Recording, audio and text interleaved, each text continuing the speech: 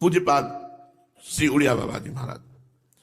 जो साधक पवित्रता से, चाहे गृहस्थ में हो या विरक्त हो, नैष्ठिक ब्रह्मचारी हो या सीमित ब्रह्मचारी हो, सीमित ब्रह्मचारी कुछ वर्ष बाद फिर गृहस्थ में जाना है, नैष्ठिक ब्रह्मचारी आजीवन ब्रह्मचर्य रहना है, उसको इन 21 बातों को ध्यानपूर्वक सुनना चाहिए और अपने जीवन में उतारना चाहिए। पहली बात ये समझ लो कि वीर्य, प्राण और मन तीनों का एक तारतम्य है। ये परस्पर इनका घनिष्ठ संबंध है। इनमें से एक भी बिगड़ा तो तीनों बिगड़ जाएंगे। वीर बिगड़ा तो प्राण शक्ति कमजोर हो जाएगी, मन चंचल, अशांत, मलिन, पापमय हो जाएगा। मन बिगड़ा तो आपके प्राण कमजोर हो जाएंगे, वीर स्तंभित करने की शक्ति नष्ट हो जाएगी, वीर रोकने की शक्ति नष्ट हो जाएगी। प्राण स्थूल हुए तो मन चंचल हो गया, वीर नष्ट। तीनों का घनिष्ठ संबंध है।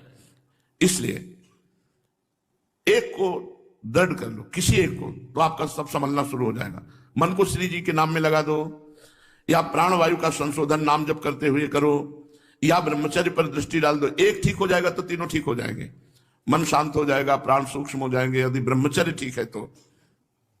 पहले ब्रह्मचारी को कब्ज से बचना चाहिए। बहुत सहज सरल उपाय है कब्ज नष्ट होने का। इसका हमने वर्षों प्रयोग किया है। वो छोटी हर पीस लीजिए, मिक्सी में पीस लीजिए या सलबट्टा से पीस लीजिए, सहज पीस जाती है। उसको एक डिब्बे में रख लीजिए और ईसबगोल की भूसी, एक कटोरी में 2 चम्मच ईसबगोल की भूसी डालिए और 1 चम्मच या 1.5 चम्मच छोटी हर डालिए। दोनों को मिला दीजिए और पाउडर ऐसे थोड़ा मुंह में डालिए और दूध से ऐसे ऐसे करके फिर लीजिए, फिर डाल लीजिए। 2 बार में, 3 बार में, 1 बार में, जितने में आप आ जाए। और 250 ग्राम दूध, ज्यादा दूध नहीं, 250-300 ग्राम दूध ले लीजिए और इसको 1 हफ्ता लेते रहिए। अपने आप आंतों को सही करके कब्जियत नहीं होने पाएगी। मल अवरुद्ध होना ही ब्रह्मचर्य के स्तंभित करने में बहुत परेशानी हो जाएगी, क्योंकि वो गर्म और बहुत विकार युक्त होता है।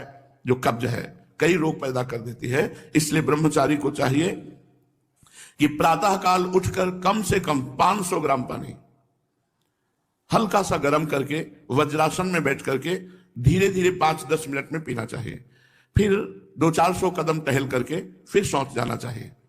आप देखना, आप कब्जियत की शिकायत खत्म हो जाएगी अगर आप ऐसे करेंगे। दूसरा, मैदा और पकवान और चाय, ये कब्ज बनाने वाली चीजें ब्रह्मचारी को नहीं लेनी चाहिए। जब तक 50 की आयु ना हो जाए तो चाय पीना ही नहीं चाहिए। चाय की जरूरत ही नहीं है। 50 के बाद ठीक है, 50 वर्ष की आयु हो गई, अब उसके बाद थोड़ा शरीर गर्म करने के लिए लेने लगी, कोई बात नहीं। लेकिन जवान साधक को चाय आदि की जरूरत नहीं है बेमतलब में। कुछ साधक काफी, और ये सब चीजें उनकी हैं जो बहुत ऑफिस में काम कर रहे हैं, जग रहे हैं, थोड़ी चाय ले ली, फिर गर्म हो गए, फिर सेवा में लग गए। साधक को नहीं लेना चाहिए। ब्रह्मचारी को चाय, कॉफी, ये चीजें, कोई भी व्यसन नहीं लेना चाहिए। तीसरा, अत्यंत आवश्यक हो तो किसी को छुओ, नहीं छुओ मत। रोगी को छूने के लिए कोई परहेज नहीं है। मान लो कोई रोगी है, आप सेवा में लगे हो, तो उस समय कोई परहेज नहीं, पूरे बिल्कुल प्यार से उसकी सेवा करो। कहीं कोई तुम्हारा नुकसान नहीं होगा, क्योंकि भगवत भाव से सेवा कर रहे हो। आपने किसी को छुआ तो परेशानी हो जाएगी।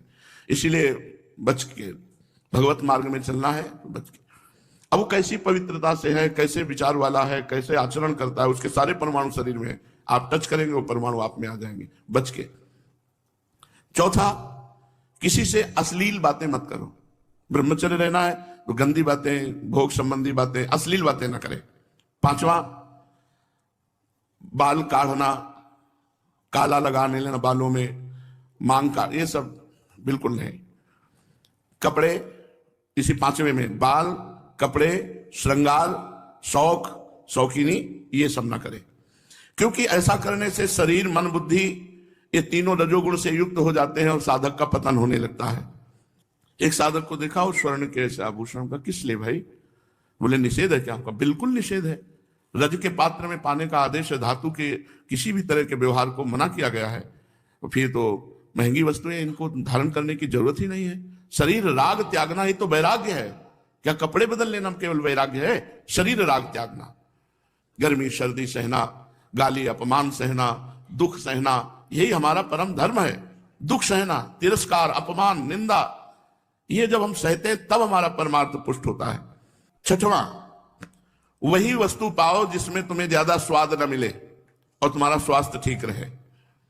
तुम्हारा शरीर बलयुक्त हो, सात्विक भोजन हो और स्वाद रहित भोजन हो। तो ऐसी चीज मत खाओ पियो जो तुम्हें बहुत पसंद है। सात्विक भोजन करो जो स्वाद रहित हो। सातवां, इत्र, फुलेल, सुगंधित द्रव्यों का लेपन बिल्कुल निषेध है ब्रह्मचारी के लिए। सुगंधित द्रव्य लगाना, इत्र फुलेल लगाना, ये बिल्कुल निषेध है, नहीं लगाना चाहिए।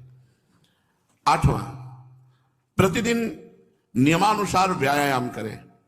व्यायाम बहुत बार साधकों से कहते करो। देखो, एक मोटरसाइकिल भी सुबह जब स्टार्ट की जाती है बहुत जोर से स्टार्ट की जाती है, खड़े खड़े उसको बहुत, वो एकदम गर्म हो गई चल दी, तो ऐसे बहुत जोर से आधा घंटा स्टार्ट हो, दंड बैठक मारी, पसीना पसीना हो गए, सर के बल खड़े हुए, और भी आसन, प्राणायाम, व्यायाम, अगर ये करोगे व्यायाम तो ब्रह्मचर्य बहुत पुष्ट। जवान को जवान 100-500 दंड मारी, 100-500 बैठक मारी, तब समझ में आता है हाँ ब्रह्मचारी, समझ में आवे कि ब्रह्मचारी। व्यायाम करो, प्राणायाम करो, करो, मानो हमारी बात। हर साधक को, चाहे गृहस्थ साधक को, चाहे व्यक्ति, व्यायाम तो करना ही चाहिए। बहुत बड़ी औषधि व्यायाम है। प्रतिदिन नियमानुसार व्यायाम करो और भोजन उतना पाओ जितना आराम से पच जाए। नवा, अच्छी तरह चबा चबा करके भोजन करो। कोई कोई तो ऐसे भोजन करते हैं, कवल गया वो अंदर गया। भगवान अंदर कोई मशीन कटिया काटने की थोड़ी लगी, आते हैं 32 दांत भगवान ने इसलिए दिए कि 32 बार एक कवल को चबाओ, एकदम महीन लुगदी करके। 2 रोटी भी अगर ऐसे पाओगे तो बहुत बड़ा असर करेंगे, वो आपका पौष्टिकता बढ़ाएंगे। अरे जल्दी जल्दी जल्दी जल्दी, शास्त्र कहता है थोड़ा आहार करो लेकिन खूब चबा चबा करके आहार करो। और दांत सफाई रखनी चाहिए। पाचन शक्ति पर बहुत प्रभाव पड़ता है जब आप चबा के नहीं पाते हैं, कुछ दिन बाद आपका लीवर गड़बड़ हो जाएगा। आप चबा चबा के पाइए, थोड़ा पाइए, अधिक समय लगाइए, 40 मिनट में पाइए, 1 घंटे में पाइए, लेकिन चबा चबा करके पाइए। अगर हमारा भोजन चबा के जाएगा तो बहुत जल्दी पच जाएगा और वो स्वास्थ्यवर्धक होगा। थोड़ा अन्न भी बहुत शक्ति प्रदान करेगा। 10वां, 3 बार स्नान करना चाहिए ब्रह्मचारी साधक को। 3 बार ना हो सके तो 2 बार तो करना ही चाहिए। हमें लगता है 2 बार तो प्राय सब लोग करते हैं, क्योंकि प्रातः स्नान और शाम के जब वाणी पाठ में आते हैं तो सब स्नान तिलक करके आते हैं। 11वां, अपने विचारों को रात्रि के सोते समय जांच कीजिए कि कितने मिनट गंदे विचार आए, किसके संग से आए, क्यों आए, कैसे हटाना चाहिए। 12वां, जहां रह रहे हो ऐसे स्थान पे होना चाहिए जिससे आपको शुद्ध वायु मिलती रहे। एकदम लॉक आसपास से बंद ऐसा होना चाहिए जिससे वायु क्रॉस होती हो। और वायु क्या है उसको कहते हैं अंग्रेजी में, हाँ जो है, हाँ वेंटिलेशन वो हवा क्रॉस होती, वेंटिलेशन, हाँ हवा क्रॉस होती हो, ऐसा रखना चाहिए अपने कमरे का कि एक दरवाजा खोल दिया, खिड़की खोल दिया, थोड़ा वायु शुद्ध आती रहे। 13वां, प्याज, लहसुन, ये चीजें भोजन में नहीं होनी चाहिए। अब इसके आगे वाली तो क्या वर्णन करें, मांस मछली, ये तो कभी नहीं खाना चाहिए, खाना ही नहीं चाहिए किसी को भी। प्याज लहसुन घोर तमोगुण पैदा करता है, इसे नहीं खाना चाहिए, ये संतों ने वर्जित किया है। इसमें कोई पाप नहीं है खाने में, पर ये तमोगुण है और भजन में बहुत विरोधी है, इसलिए इसे नहीं पाया जाता। जैसे कुछ संत सलगम नहीं पाते, गाजर नहीं पाते, बैंगन नहीं पाते, क्योंकि इनमें तमोगुण उत्पन्न होकर के भजन विरोधी वृत्ति आने की संभावना है। प्याज लहसुन तो खुला सब संतों ने निषेध किया है जो हमारे भागवतिक मार्ग में चलने वाले हैं। रात को रसेदार शाक या दही या छाछ नहीं खाना चाहिए रात के समय। ब्रह्मचर्य पालन करने वाले को इमली नहीं खानी चाहिए, किसी भी तरह की खटाई नहीं खानी चाहिए, अधिक तेल का प्रयोग नहीं होना चाहिए, लाल मिर्च नहीं होनी चाहिए, कोई भी गरम मसाला नहीं होना चाहिए। अरे बहुत बड़ा व्रत है ब्रह्मचर्य। ये अत्यंत आवश्यक है कि रात्रि में यदि आप दूध लें तो ना ठंडा होना चाहिए ना गर्म होना चाहिए, बस ऐसे कोश आया होगा हल्का सा गर्म कर, और उसे पी के 30 मिनट टहलना चाहिए, तब शयन करना चाहिए। दूध पी के 30 मिनट टहलना चाहिए। 14वां, दोपहर के समय भोजन के बाद चाहे 15 मिनट ही विश्राम करना चाहिए।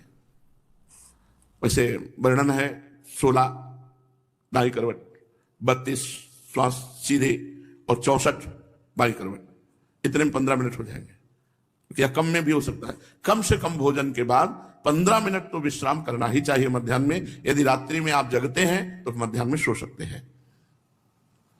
सायंकाल के भोजन में बहुत सात्विकता होनी चाहिए, कोई भी गरिष्ठ पदार्थ नहीं होना चाहिए।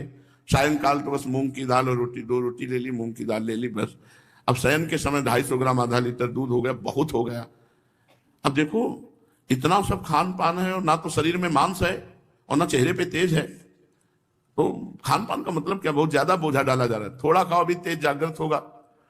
15वां, दिन में नहीं सोना चाहिए।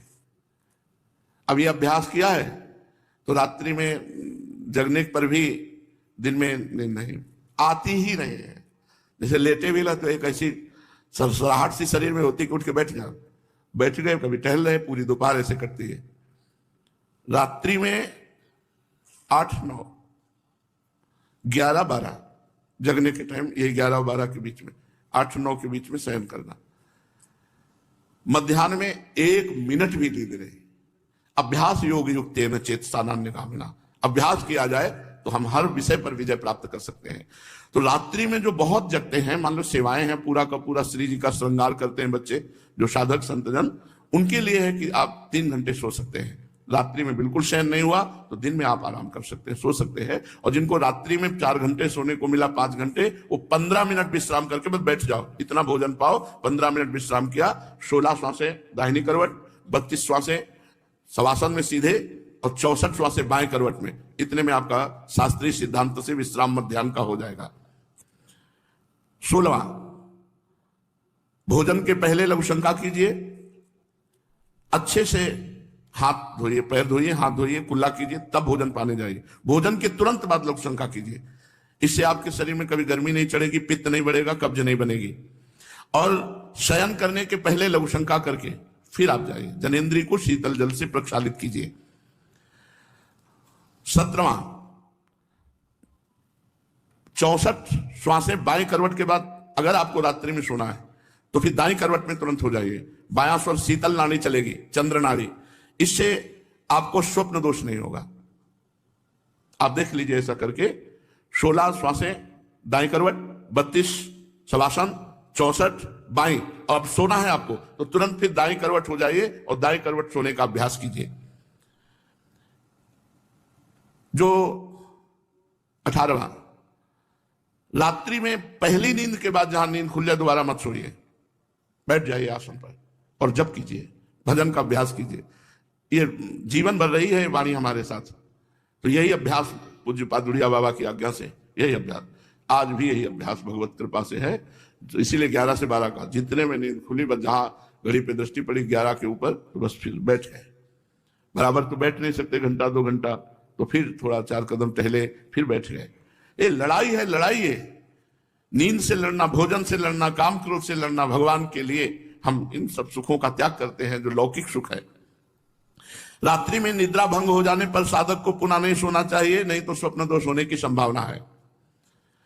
साधक को चाहिए समाचार न सुने, टीवी न देखे, कोई सीरियल न देखे, अश्लील पुस्तकें न पढ़े, ये नहीं करना चाहिए, साधक को नहीं करना चाहिए। हमें सब कुछ भूलकर अपने प्रभु की याद में डूबना, चाहे गृहस्थ हो चाहे विरक्त हो। 20, किसी भी तरह का मनोरंजन न करें। कई प्रकार के सांसारिक खेल हैं, उन मनोरंजन न करें। मनोरंजन करने से सांसारिकता बढ़ती है, भजन की गंभीरता नष्ट हो जाती है। यदि आपको समय ऐसा है कि हमारे पास समय है 1 घंटा हम समय, तो आप कोई फुलवाड़ी लगा लीजिए, अगर जगह है उसको सींचिए, आप श्री जी के लिए जो वाटिका है उसकी सेवा कीजिए, सोनी लगा दीजिए, पोछा लगा दीजिए, दीवालों को साफ, मतलब किसी क्रिया में लग जाइए, मनोरंजन मत कीजिए। 21वां, किसी की निंदा मत कीजिए, किसी की समीक्षा मत कीजिए, ब्रह्मचारी है कि नहीं, और किसी भी सांसारिक उत्सव में सम्मिलित नहीं होना चाहिए। श्राद्ध है, पितृ तर्पण है, ब्याह है, पार्टी है, किसी भी तरह के इसमें नहीं सम्मिलित नहीं होना चाहिए। हमें सम्मिलित होना है भगवत भक्तों की, जहां लीला कथा हो रही भगवान की, उस सभा में। हमें सांसारिक संबंधों की सभाओं में नहीं। लो बाबा निमंत्रण है, आप आ जाइए ब्याह में, किसी के भी ब्याह में सम्मिलित होना, पार्टी में सम्मिलित होना, मुंडन के उत्सव में सम्मिलित होना, पितृ तर्पण आदि के, श्राद्ध आदि के, किसी में भी नहीं। किसी भी ऐसे उत्सवों में सम्मिलित नहीं होना जिनका संबंध संसारिक क्रियाओं से है। ब्रह्मचारी उपासक को चाहिए कि बस केवल भगवत भक्तों की जहां मंडली है, भगवत चर्चा है, रसिक मंडली में या तन को नीके ढंग लगाओ, क्योंकि वहां आपकी वासनाएं नष्ट होंगी और भगवत आराधना होगी। पार्टियों में जाओगे, लोग ऐसे वैसे, रजोगुणी कपड़े, रजोगुणी भोजन, तुम्हारा बुद्धि चलायमान हो जाएगी। क्या हुआ? रसेंद्री का ही तो स्वाद है। अरे मारो, घाटी नीचे माटी, बस ऐसे 2 अंगुल जीभ का स्वाद है, यहां से गया खत्म, नरक। तुरंत उल्टी करो तो गंदा, और 6 घंटे रुक जाए तो गंदा ही गंदा। काहे को अपनी इंद्रियों को। धन्यवाद दोस्तों हमारी वीडियो को अंत तक देखने के लिए। दोस्तों अगर आपको ब्रह्मचर्य के ये 21 नियम अच्छे लगे हों तो आप हमें कमेंट करके ज़रूर बताना। धन्यवाद।